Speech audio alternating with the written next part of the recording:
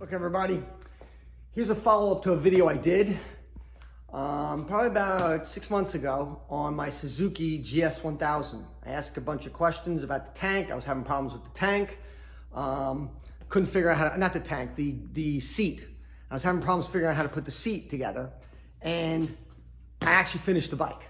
I didn't do any videos because this was all before I started my YouTube channel, or really did my YouTube channel. So here's the bike, it's finished. Okay, you ready for the reveal? Here's the reveal. Here we go.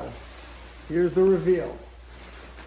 This is a Suzuki GS1000, 1979. Okay, here we go. I'm gonna walk you through this bike. Okay, here it is. Get the camera out of the way. Okay, this is it.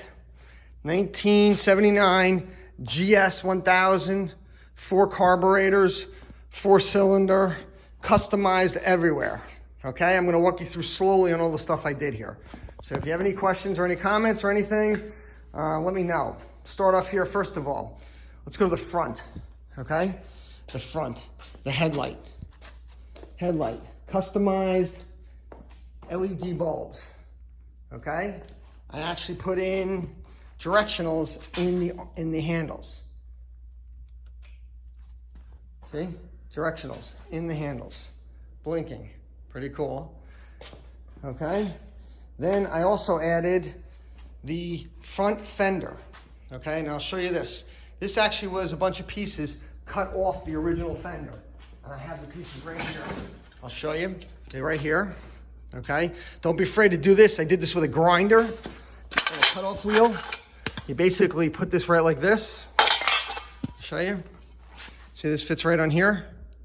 The original, I cut it off. Now, I know you purists are gonna say, why would you ruin it? The answer is because that's the look I was looking for. And I'll put a picture of this bike, what it looked like when I started.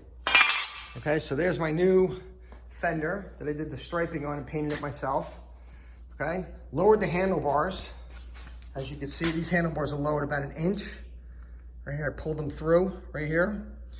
For the part over the, where the old handlebars I put a piece of metal in there that I painted so I can attach on there like a cell phone connection. I kept the gauges because I liked them.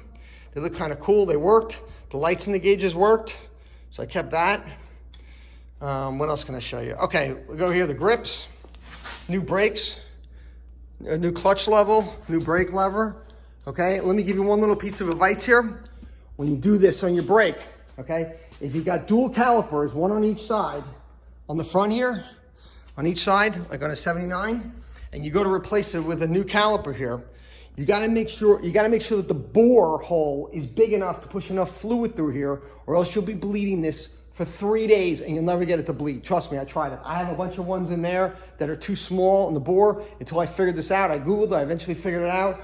You got to get the right bore, big bore for this. I forgot the dimension of it, okay? But you got to get that. This is the one I have here. One of the other ideas I have is, see this this is where the rear view mirrors go, the side mirrors go. It's a screw. I just shoved a rubber cork in there to protect the water from building up. I'm trying to get a screw, but I can't fit a screw in there. That's a 10 millimeter, 1.25, and needed about 9 millimeters long. So I'm going to try and find that too. I can't find it at Ace Hardware. Ace is the place with the helpful hardware, folks. Anyway, so let's keep going. Here's my horn. Okay, I'll show you my horns. The red horns right here. See those red horns? Replace those. I'm gonna show you what those things sound like. And hold your ears, this is really loud. That's the horn, okay? Because motorcycles are dangerous and loud pipes and loud horns saves lives. So put them on loud, okay? Here we go. Now, pulled out the motor. Redid the motor, redid the carburetors, and I put Canon filters all across the whole thing, all 4. Rebuilt all my Makunis on here, rebuild kit, painted my whole entire motor. Okay, new side plate. Put on these are engine guards. These are awesome, because in case you ever drop the bike. Wrapped the pipes. Okay, now this pipe is kind of unique, because I originally had it was a 4-in-1. And it was all rusted out. So I went to one of the muffler shops and they made me this little piece here. It's an S-curve. And I welded that in, and then I welded it to this muffler, which between you and me, the muffler doesn't quiet anything. It's really loud, and this bike is really loud.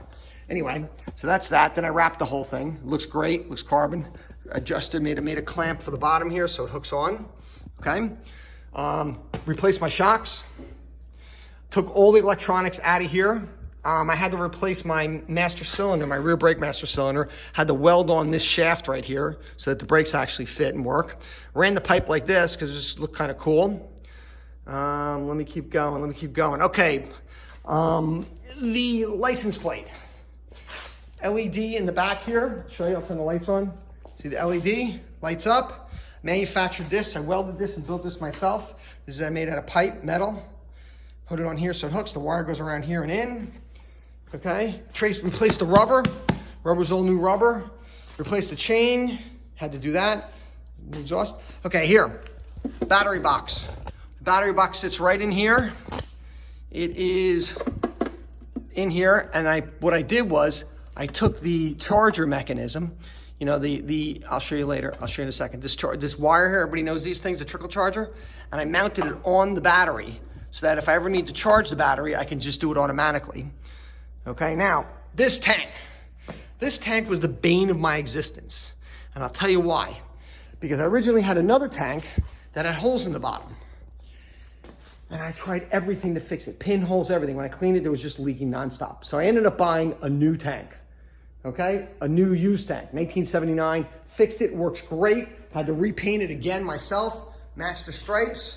Stripe goes here, goes onto the fender, and came out pretty good, okay? Next thing, the seat. Here's what I worked on before. Couldn't figure out the seat. I'm gonna pause the video for a second so you can see as I take the seat off. Here's the way the seat sits. I mounted the lights on the back. Let me show you this. See the lights on the back in there?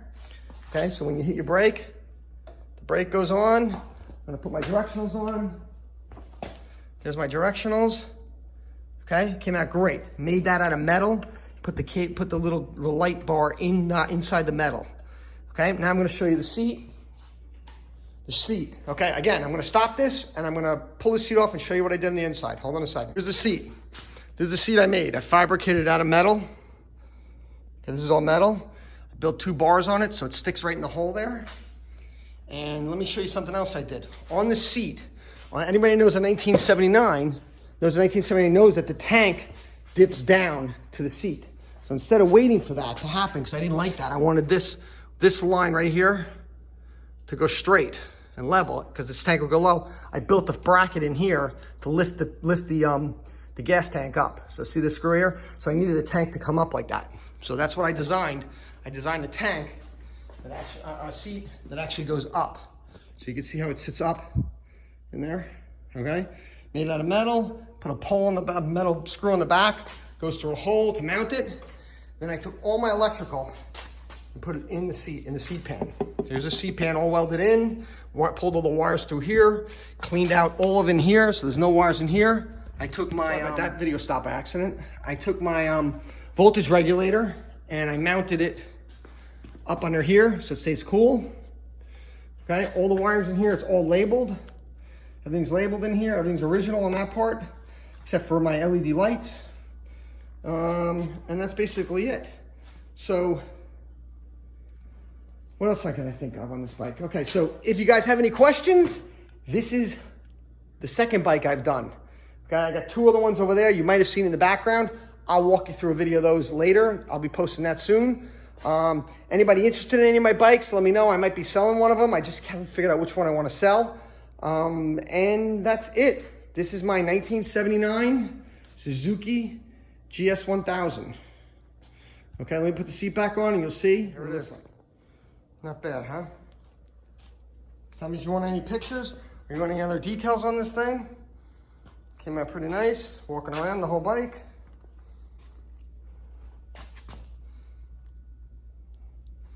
It's fast, it's loud. New rubber on the back and the front. Rebuilt the Ford seals. Came out nice, pretty nice, huh? Give me your thoughts, your opinions on it. I know everybody's gonna have opinions on what I did and try and restore it, but you'll see from the picture that I'm gonna attach in here what it looked like. This bike sat outside in the rain and completely rusted almost everything out on it. I had to change almost everything and redo every bolt, every nut has been wire wheeled and cleaned up. Blacked out the wheels. So let me know your thoughts below, okay? And I will post the pictures, I'll post this. And thanks for watching Crazy World of Jack Schneider. You never know what's next. Not sure what's coming up yet. You'll have to see. I'm gonna do a walk around this garage when I get everything cleaned up and show you the rest of my vehicles, show you the rest of my projects, show you my other parts of my house that came out pretty cool. And that's it. Crazy World Jack Schneider, signing off. Like and subscribe, please. Thank you. Peace out. Thank you.